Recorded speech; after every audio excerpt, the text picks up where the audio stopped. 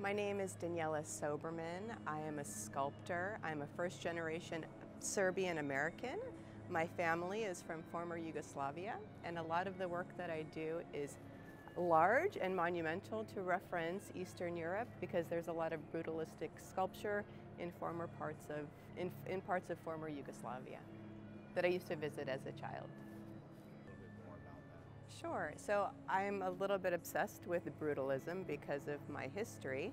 So when I spoke with Max Presnell, the director of Torrance Art Museum, we talked about a piece for the LA Art Show, and I brought to him the idea of doing like a monumental sculpture in the brutalist style as an homage to humans, because it almost feels like, with all of the pandemics and the climate change, that we might be making ourselves go extinct. So this piece is really like about how humans were here.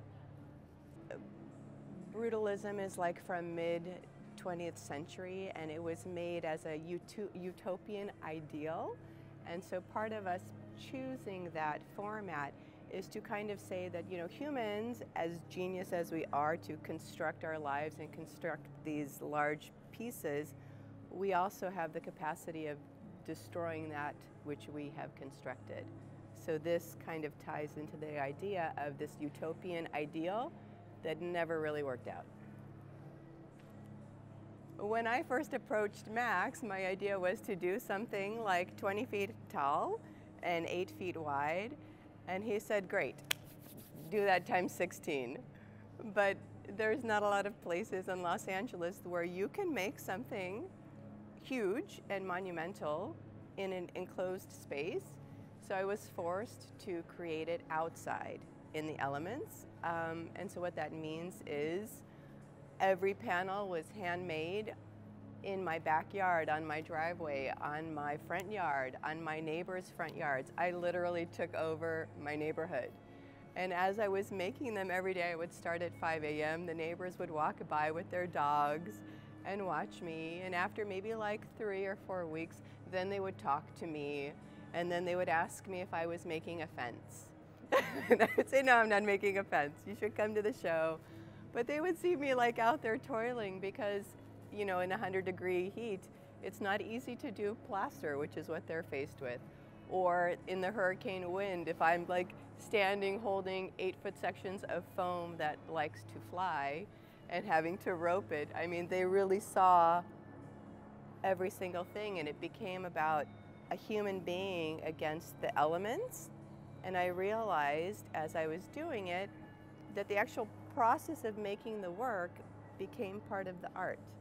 That I was experiencing kind of what the whole world was experiencing, but on a very micro level. So it was like a human against the elements, and against the elements that humans have helped create. So it was very interesting. So everything is captured in every panel, from the trees helping during the fall with all of the leaves falling onto the wet plaster to birds flying overhead and what you can imagine happens then. So, I mean, everything is captured in the last 3 months by hand in each panel. So I think there's a lot inside of it that takes some time to digest. But the first reaction is always like a jaw-dropping because we're not used to seeing something monumental. And with the plaster, the lime plaster finish, it's like a 3D fresco and it looks very heavy.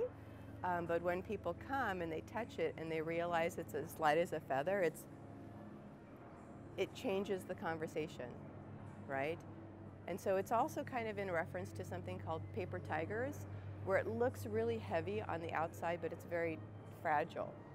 And for me, that also kind of relates to our global environment. We always think that as humans, the earth will always be here and that it can help heal itself, and it seems strong, but maybe it's not so strong, and it's like a paper tiger.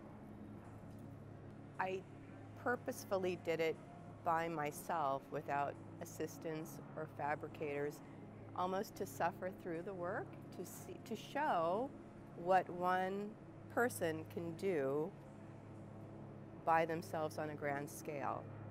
And I did that to kind of help communicate that everybody always thinks that solving environmental issues is somebody else's job, right? And it's in reference to one person can do a lot if they want to.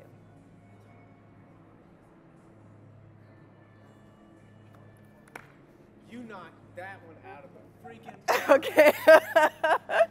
wow. There's a lot in there. That was great. Yeah. Thank you.